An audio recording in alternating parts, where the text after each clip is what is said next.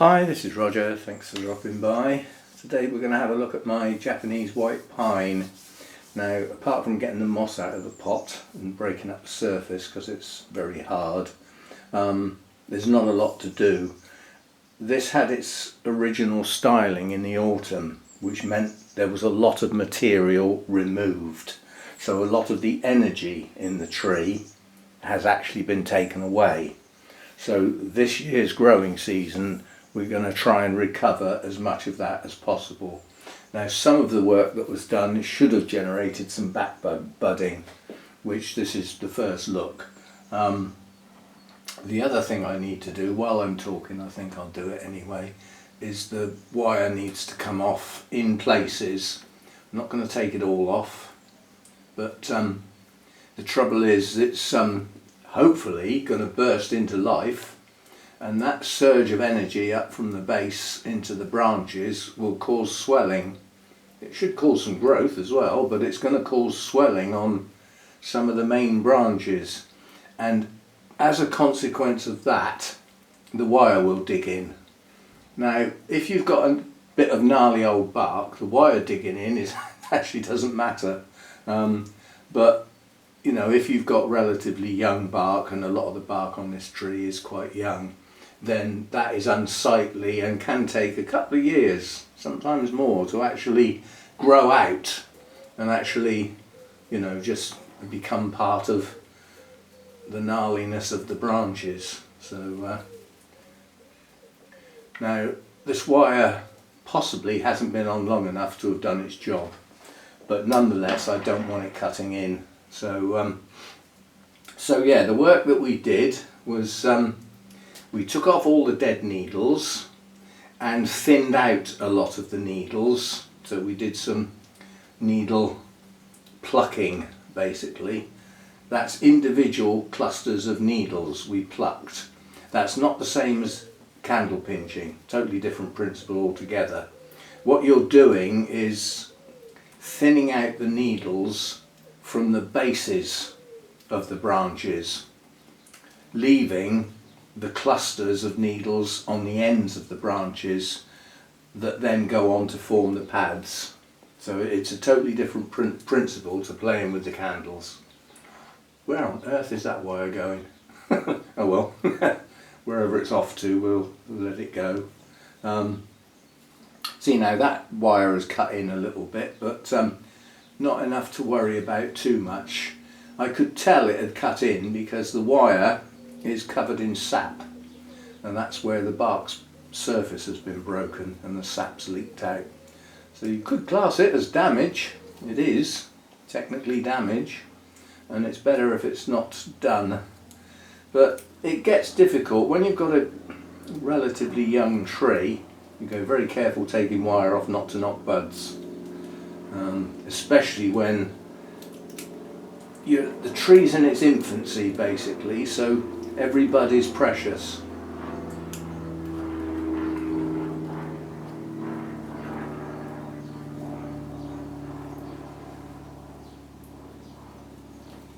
I'm going to cut that, doesn't want to bend, so we'll snip it and it'll just drop off. There we go, that's that. Now this big chunky piece down the bottom that's lowering these two bottom branches, that's going to have to stay. This bit here is probably okay. Now, come late summer we might have to wire again, and some of this wire will be just going back on. But it can't stay there during the spring flush, simply because it will cut in. And it cuts in badly at that time of year. So these big pieces here that hold these two branches I want to leave. These pieces here ought to come off. There's some good back budding going on here. We'll have a look at that in a minute and I can get at it. I'm going to have to cut that too, it's a bit too thick to try and undo. So it's not worth, you know, if you're trying to save the wire to use again, I understand and I do it myself, but at the expense of knocking your precious back budding off, then it's just not worth it. you know.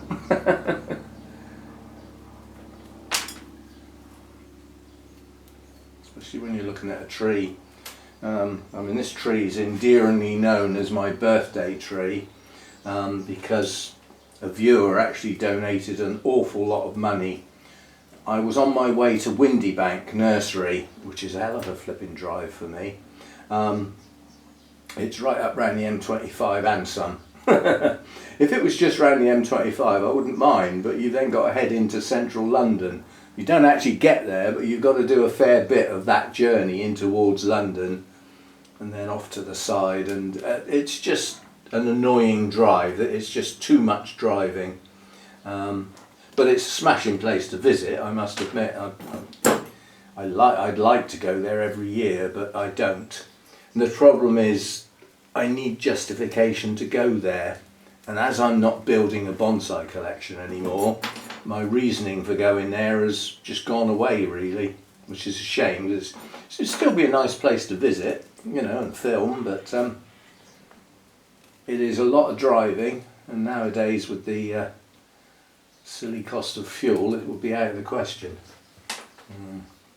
I mean, I'm lucky. Before this petrolness went mad, I'd just filled up the car. So I don't know how long it will last before I need to get any more, but the next few journeys I've got will be done on the tank full that I've got. So we shall see how we get on. It won't be over by then. So we'll still get grossly inflated prices.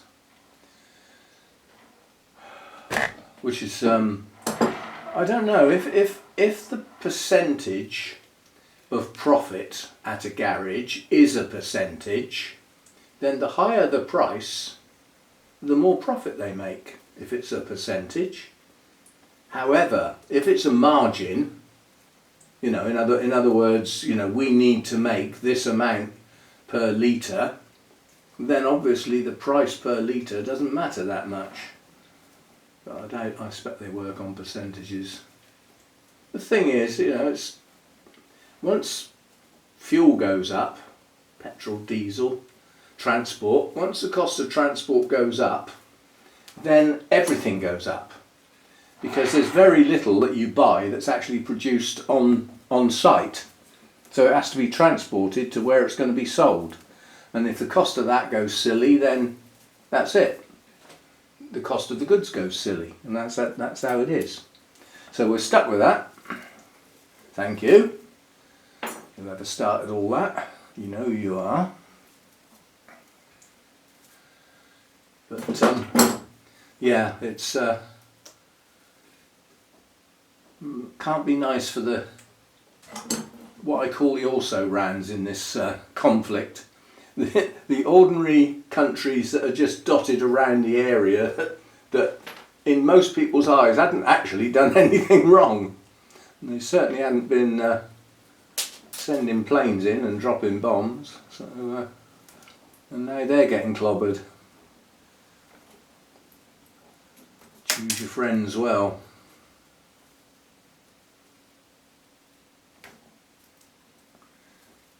But it shouldn't come to that, quite honestly. It shouldn't ever come to that. Those things can be solved by sitting down and having a chat about it.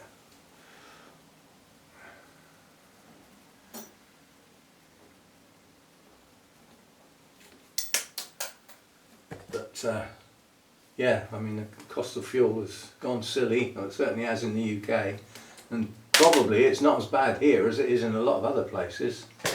I mean, there's some places have had to go to 3 or 4 day week, you know, to try and conserve fuel and energy.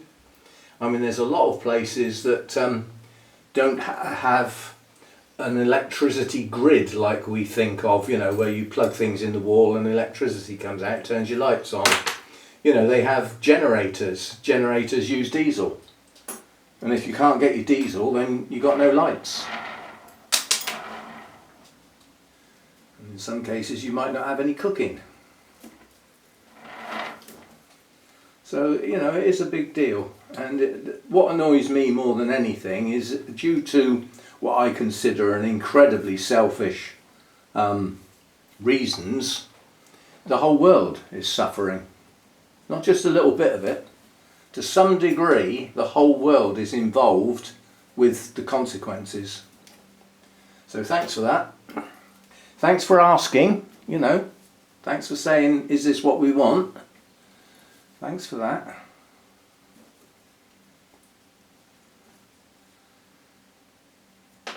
All good fun. Not really, is it? But one day it will be looked back on and thought of in various ways. People will have different views, and it will become history, like everything else does.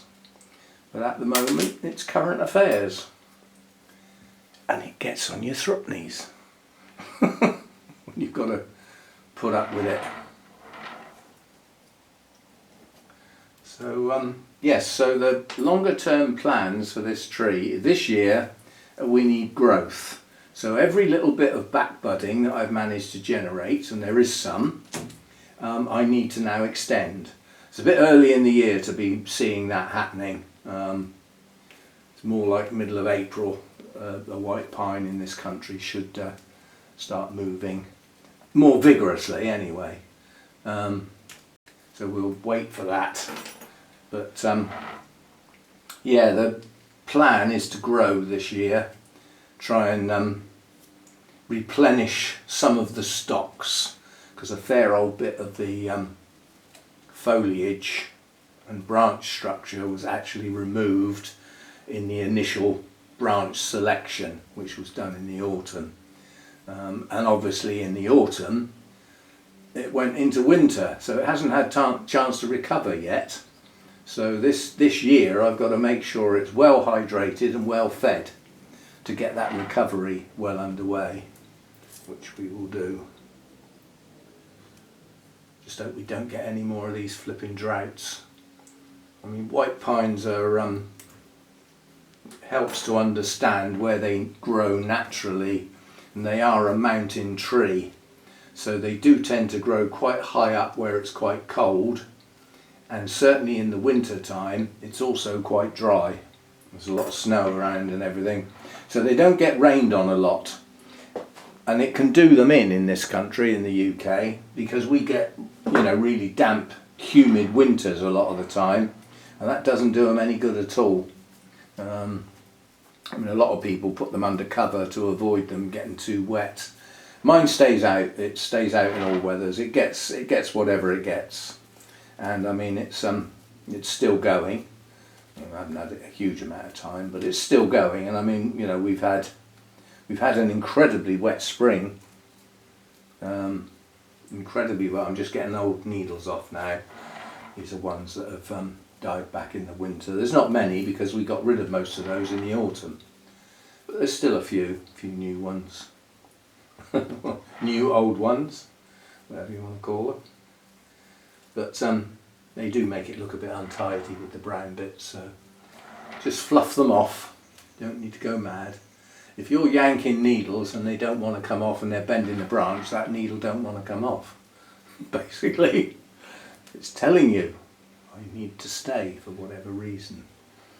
Right, so the idea was to do branch selection. So like here, this branch here, we left this little bit in the middle. That might need to go, but that allows some sap to flow near the back of this branch.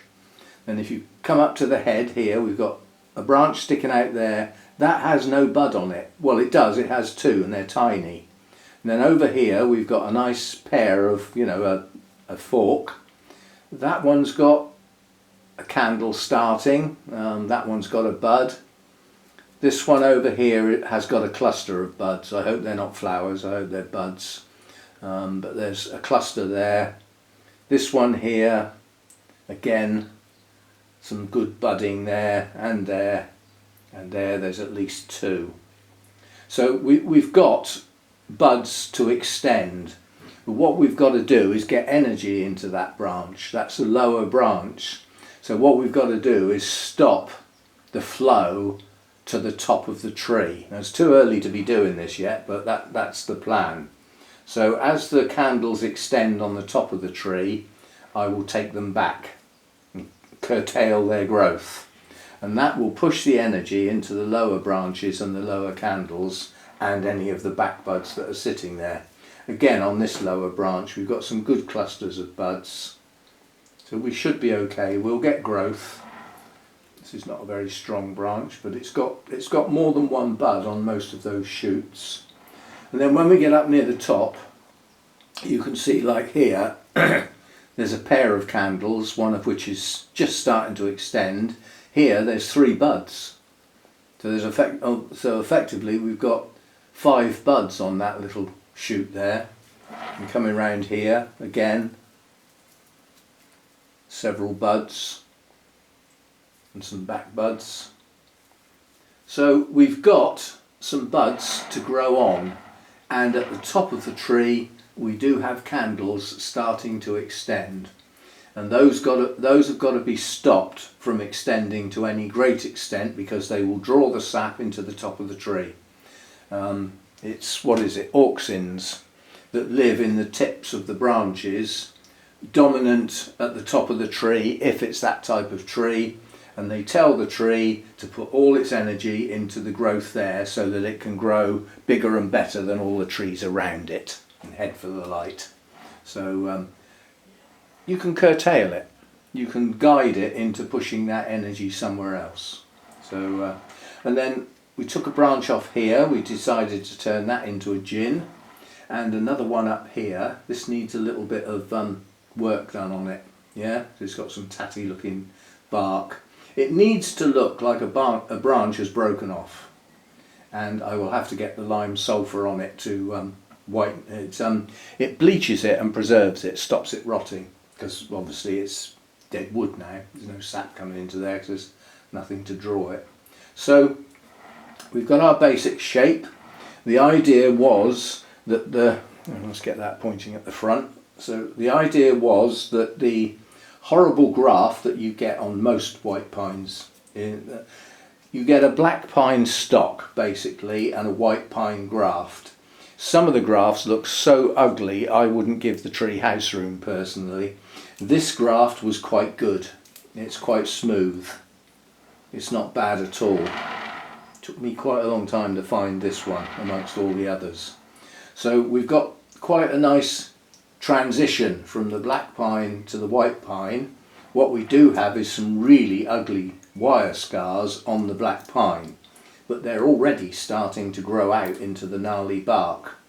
Trouble is, when they go horizontal like that, it's obvious it's a wire scar. But it's, you know, it's getting gnarly, and that gnarliness will gradually move on up into the white pine as well. So my idea was that the trunk would initially decide I'm going that way, and then it decides to come over this way with a little bit of movement. So the general slope of the tree is over to the right. So my idea was to have the right hand side quite abrupt, yeah, and the left hand side curved in towards the apex. The overall effect is the normal dome shape, but without the trunk in the middle. The trunk's offset, and with a pine hopefully that will work in years to come when these pads fill out and they've got nice clusters and nice small needles. I think it'll look quite good. Got a reasonable apex up here already. The trunk decides it's going to come back round here, and that mirrors the shape here, mirrors the shape here. Yeah, so you've got those continuing curves in that direction, and then in this direction you've got the sloping down. Yes, and we've got quite a large back branch here. I mean, quite honestly, there's nothing I can do about this without taking a large part of the tree. There's actually 3 branches here coming out exactly the same place. That is a no-no. But what can I do? I'm certainly not going to lose my lowest branch. You know, there'd be just too much trunk and not enough tree. Unless I was doing a literati style, which I'm not. again, this is still not right, even though it's my first branch, because it's on the inside of a bend. Well, that's supposedly a no-no. Whereas this one's on the outside of a bend, that's okay. And whether that's inside or outside, it's a back branch, so it doesn't matter. Yeah? And then again up here, this is on the inside of a bend. This is on the outside of a bend. So technically speaking, this branch is too big. Because I was thinking when I was doing my shaping to actually take that whole lot off and have this as a new apex, but it was just too much. I couldn't bear the thought of taking that much off. So we have the start of the design, and as I've said, I can see we've got some back budding in places, so my job is to feed and water well. When I picked this up it didn't weigh much, so at the moment it's light, which means it needs water. But the other thing that will help it is to get this flipping moss out. I hate this star-shaped moss, but it's, once you've got it, it's impossible to get rid of. The only way to get rid of that I think works, guaranteed, is to repot it and remove all the old media. Absolutely every bit of it, right down to the bare roots. And then there can't be any of the moss left, in theory. The trouble is you could still get some spores. But yeah, this moss gets right down into the pot, and it can actually reduce the plant's ability to feed and water itself. So what I do is I loosen it and pull it out, and try and get as much of it as possible. You never get it all, but it's one of these jobs that if you keep at it, it never gets out of hand. And I don't know whether I actually did the pot in the autumn or not, or whether I've had enough of the working on one tree by doing the branch selection and everything. So it looks like this didn't get done in the autumn.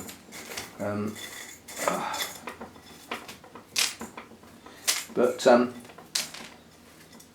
yeah, so I won't bore you with this because it is tedious and it's quite time consuming as well, and we've already probably got quite a long video. What have we got? Yeah, we've got enough. But what I will do is I will continue to get as much of this moss off as possible, and I will be breaking the surface like this, yeah, digging in, the idea being that it compacts. I mean, with the heat waves we had last year, this was getting the hose on it virtually every day for a long period of time, and that's compacted the media down quite hard. So when you water it, the water just runs off before it gets a chance to soak in properly. So by breaking it up like this, and if necessary, taking the top layer off. The idea of taking the top layer off is that it leaves a rim round here, so that when you pour the water on, it gets held back like a dam. It gives it a chance to soak in. But this, look, you can see the roots from this moss. Yeah, right down into the pot, and a solid mass of them round the rim of the pot. That stops the water getting in there, and if you're stopping the water getting in there, you're stopping your feed getting in as well, to a degree. So I shall plod away at this, digging and prodding and pulling and shoving and all that sort of stuff, and then when I've done, I will add some granular feed, the slow release stuff, to get some initial feed into this, and put some water on it as well. It's pretty dry at the moment. This time of year that doesn't matter that much. It hasn't come back into growth yet. You know, this is still relatively dormant. Although pines don't look like they do much in the winter, but they're not actually dormant. There is, you know, there is an amount of growth going on, tiny though it might be, but it's there nonetheless. So, you know, they shouldn't go bone dry by any means. Not a conifer. Deciduous trees can go dry for a while, they won't hurt because they are dormant. Different thing altogether. But yeah, this is coming out reasonable, which makes me think I might have done it in the autumn, because otherwise it wouldn't be loose enough to just pull out like this. So maybe I did, I can't remember.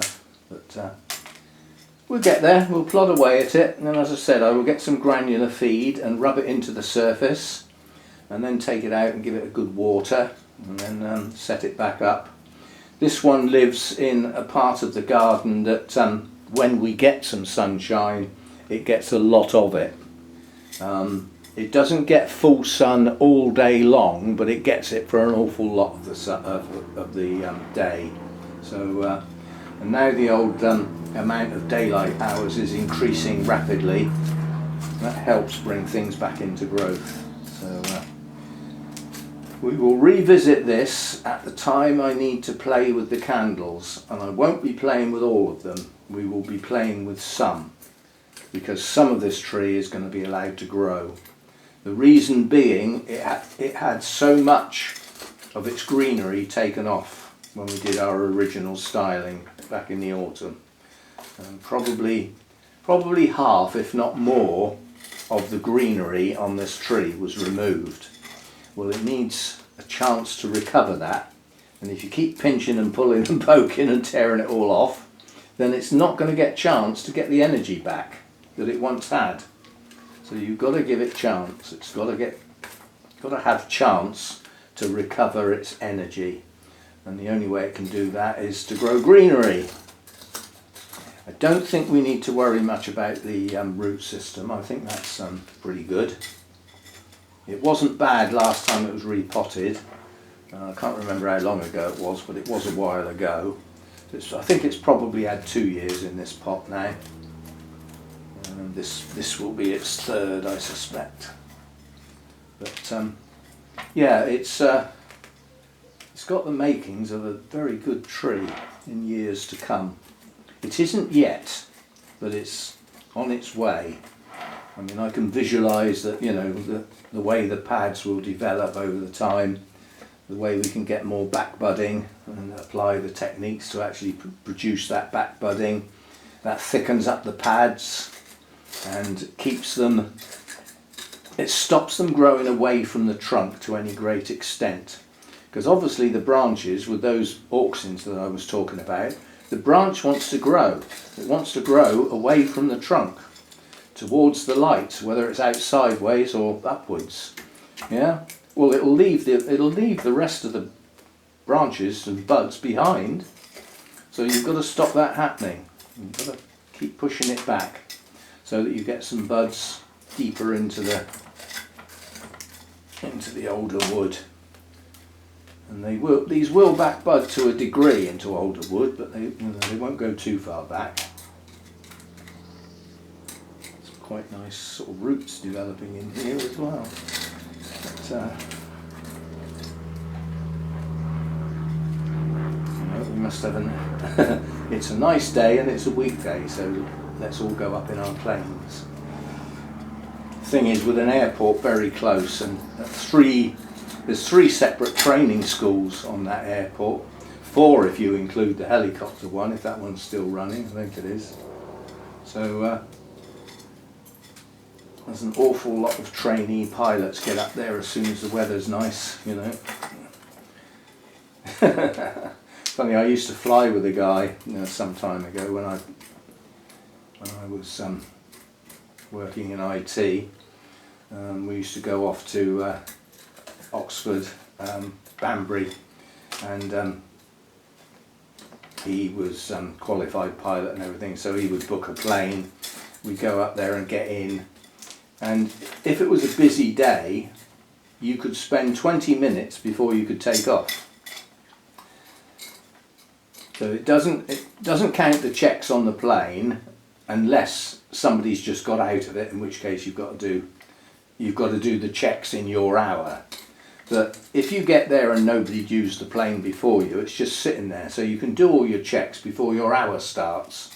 And then you can sort of get in it and sort of get going and make your way round to the takeoff point, the queuing area.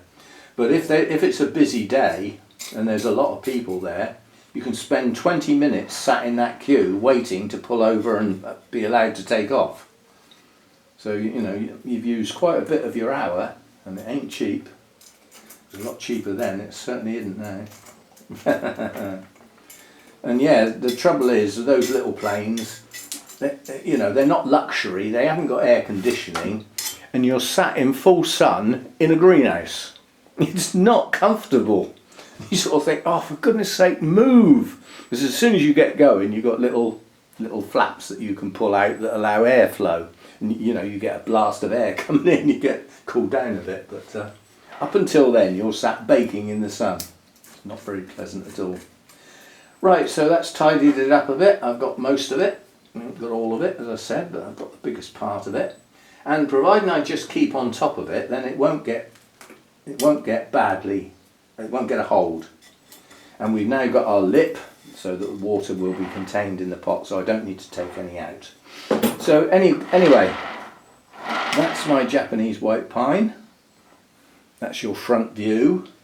Now all we need to do is to work on developing as much greenery as possible on all of these selected branches, hopefully with some back budding. And then possibly, if we get enough growth and it's worth doing, this autumn we will do the fine-tune wiring, where we get every little branch and we flick it up and we turn the ends up like this. And as you can see, as I do this, you'll see that the pad just grows out from nowhere. As soon as you start flicking the ends up like this, it becomes denser, tidier and far more attractive. But it's a flipping fiddly job because it's the small wire and you've got to do every branch. It's very rare you get away with missing some. So it's a fiddly job, but it's not a giant tree, so it wouldn't be too bad a job. And that may get done this autumn, and then that little wire can stay on there till spring, till the growth starts to expand again. But you can see we have got some wire scars. Not too many, but we have got a couple. So there we go, that's my Japanese white pine. As I said, it's endearingly known as my birthday tree, because it was virtually all of it was paid for by a viewer. So thanks again, Gail, for that. And yeah, I've always wanted a white pine, so I'm prepared to put some time in and some work on this one. And I will develop these pads into nice close-knit pads. We will get them to close up. But it's a few years' work yet. Let's hope I last that long. Anyway, thanks for dropping by, and I'll see you next time. Bye for now.